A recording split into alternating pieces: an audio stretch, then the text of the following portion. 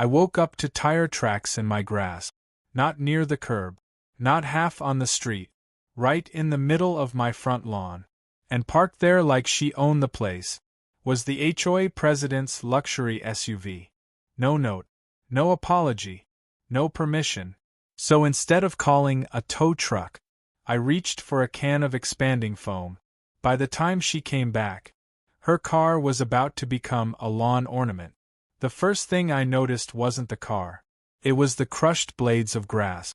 I'd spent the entire spring fixing that lawn, reseeding, watering, leveling low spots, turning it into the one clean, peaceful strip of green on a street otherwise choked by HOA-approved gravel and soulless hedges. So when I stepped outside that morning and saw 2 deep tire ruts cutting straight through it, my stomach dropped. Then I saw the SUV. A glossy black luxury thing, parked right in the middle of my yard like it was a private driveway. Not near the curb. Not halfway on the sidewalk. Dead center on my grass. I didn't need to check the plate to know whose it was. Only one person in Meadow Crest HOA drove something that obnoxiously expensive and that obnoxiously entitled. The HOA president. Her name was Linda, and she ruled the neighborhood like a petty monarch. She fined people for trash cans being out 10 minutes too long. She measured hedges with a ruler. She once sent me a violation notice because my mailbox was too rustic. And now she was using my lawn as her personal parking lot. I stood there, coffee in hand, staring at the damage. The grass under her tires was already turning brown. Deep grooves ran from the curb to where she'd stopped, like scars across something I'd spent months repairing. No note. No warning. No apology. Just her car sitting there, soaking up the sun, daring me to do something about it. I knocked on her door. No answer. I checked the HOA office, locked. That meant she was probably inside the neighborhood clubhouse, running one of her little emergency board meetings about someone's flower color or porch furniture. So I did what any reasonable homeowner would do. I pulled up the HOA rulebook. Right there in black and white was a section she loved quoting. No resident or board member may park a vehicle on any private lawn or landscaping belonging to another homeowner without express written permission. Violation, $250 per day. Funny how rules mattered until they applied to her. I took photos, wide shots, close UPS, timestamp. Then I waited. An hour passed. 2. Sun baked into the paint. The grass flattened even more. A couple of neighbors slowed as they walked by, eyes darting between the SUV and me, clearly wondering how this would end. By the 3rd hour, I'd had enough. I wasn't calling a tow truck. That would have been too easy, and the HOA would have somehow twisted it into my fault. I wanted her to understand something she'd clearly forgotten. My property was not hers. I walked into my garage and grabbed the can. Expanding foam. The industrial kind. The kind that grows, hardens, and sticks to anything it touches. I shook it slowly, feeling the liquid slosh inside. Linda had chosen the wrong lawn. And she was about to find out why. I was just lining up the nozzle when I heard heels clicking on concrete. Fast. Sharp. Angry. What do you think you're doing?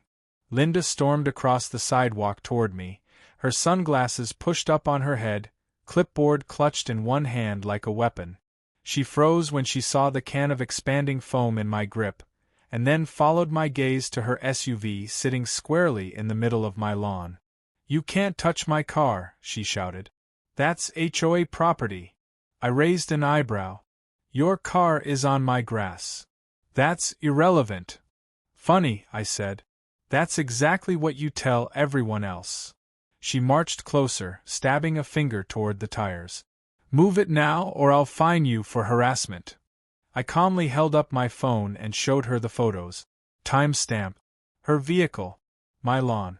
"And I'll fine you $250 per day for illegal parking," I replied. HOA Rule 7.3. Her face flushed a deep red. "Those rules are for residents." "So are you," I said. For a moment she actually looked rattled. But then the smugness came back. You think I don't have authority here? She sneered. I can have you cited, towed, and sued, I finished. By me. She scoffed. You wouldn't dare. I slowly shook the can in my hand. She noticed the sound. What is that? Expanding foam, I replied. Industrial. Bonds to metal, rubber, and paint. Sets in about 60 seconds. Her eyes widened. You wouldn't. I smiled. Move your car. She folded her arms. Touch it and I'll have you arrested. That's when I knew. She was bluffing.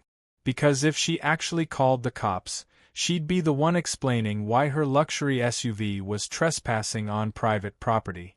I took one slow step toward the driver's side tire. Last chance. Don't you dare, she hissed. I pulled the trigger. A thick yellow ribbon of foam shot out and wrapped around the tire, oozing into the tread and spreading outward like some kind of living thing. It stuck instantly, growing, expanding, creeping up the sidewall. Linda screamed. Stop. Stop it. I calmly moved to the next tire and gave it the same treatment. Now neighbors were coming out of their houses. Phones were raised. Mouths were open. Linda ran toward me, but she slipped on the grass and nearly went down. You're insane, she yelled. That car costs more than your house. Then maybe you shouldn't park it on my lawn. By the time she reached me, all 4 tires were wrapped in hardened, expanding foam, locking them in place like they'd been dipped in concrete. Her SUV wasn't going anywhere. Linda stood there shaking, staring at her immobilized car. You'll regret this, she whispered. I nodded. So will you. Linda's phone was already pressed to her ear. Yes, I need officers immediately, she said loudly, making sure every neighbor could hear. A man is vandalizing my vehicle. I leaned against my fence and waited. 10 minutes later, a patrol car rolled up. Then another. 2 officers stepped out, eyes immediately going to the black SUV stuck in the middle of my lawn, its tires wrapped in bright yellow hardened foam. Linda rushed toward them like she'd been waiting all her life for this moment. He attacked my car, she cried. I want him arrested. One of the officers raised an eyebrow. Why is your car on his grass? Linda froze for half a second. I was conducting HOA business. That doesn't give you the right to park on private property, the officer replied calmly. I handed them my phone. Photos. Time-stamped. HOA rules. The second officer scrolled, nodding slowly. So you were trespassing, and he documented it. Linda's voice cracked. He damaged my car. You parked it illegally, the first officer said. That's a civil matter. So is whatever he did in response. But he used foam. The officer looked at the tires. You can remove it. Do you know how expensive that will be? Do you know how expensive lawn restoration is? He replied. The neighbors murmured. The officers turned to me. Did you tell her to move it? Multiple times, I said. I have witnesses. Linda looked like she might explode. So you're just letting him get away with this? The officer shrugged. You're free to sue him. She stared at them, stunned. They left. Linda stood there, defeated, staring at her immobilized SUV. And suddenly, she wasn't in control anymore. By sunset, Linda's luxury SUV was still sitting on my lawn, wrapped in hardened yellow foam like it had been fossilized in place. She had called a tow company. They refused to touch it. The driver took one look at the tires, shook his head, and told her, "That's not a tow job. That's a lawsuit." Linda looked like she might actually cry. Her phone never stopped ringing. The HOA group chat had exploded the moment neighbors started posting photos and videos of her car trapped on my grass. Every resident in Meadow Crest could now see exactly what their fearless leader had done. And they were not amused. By the time the sun dipped low, a crowd had gathered across the street. People weren't just watching, they were arguing. Some were laughing. Others were furious. Why was she even parked there? How much is this going to cost us? Doesn't she fine us for this? Linda tried to spin it. She claimed she was inspecting landscaping violations. She claimed it was an emergency. Nobody believed her, because everyone knew she'd abused her position for years, and now she'd finally done it on camera. That night, the HOA board called an emergency meeting. Not at the clubhouse, at someone's living room, without Linda. They didn't invite her. I know, because one of the neighbors texted me, "You just destroyed her." By the next morning, the emails started going out. The HOA attorney was reviewing the situation. The board was conducting an internal investigation. And Linda was temporarily stepping back from duties. Which was HOA speak for, "We're throwing her under the bus." Linda came back to my house just after noon. She didn't bring a clipboard this time. She brought a checkbook. Her sunglasses were gone. Her hair was a mess. The woman who used to fine people for trash cans now stood on my porch looking small and desperate. "I'll pay for the lawn," she said quietly. "I'll pay for everything. Just let me get my car out." I looked past her at the SUV, still glued to the grass. "Sign something first." Her jaw tightened. "What?" "A written admission that you trespassed, and that you violated HOA parking rules." Her face twitched, but she nodded. 10 minutes later, I had her signature, and a cashier's check for the lawn. Only then did I help her. We spent hours scraping, cutting, and peeling foam off her tires. It came off in ugly chunks. Some of it had bonded so deeply that the rubber underneath was ruined. By the time the SUV finally rolled free, it needed new tires. Expensive ones. Linda drove away without saying a word. But she wasn't HOA president anymore. Not after that. Linda didn't even make it a week. 3 days after she drove off my lawn on those brand new tires, Meadowcrest HOA sent out a notice that felt almost surreal. Effective immediately, Linda H. has resigned from the position of HOA president. No explanation. No farewell. Just gone. But the fallout from her little parking stunt was just getting started. The board had hired an outside auditor to review her actions. Turns out, using HOA authority for personal convenience was only the tip of the iceberg. They uncovered improper fines, selective enforcement, and even HOA funds being used to resolve her own violations. That SUV incident opened the floodgates. Residents started coming forward with their own stories.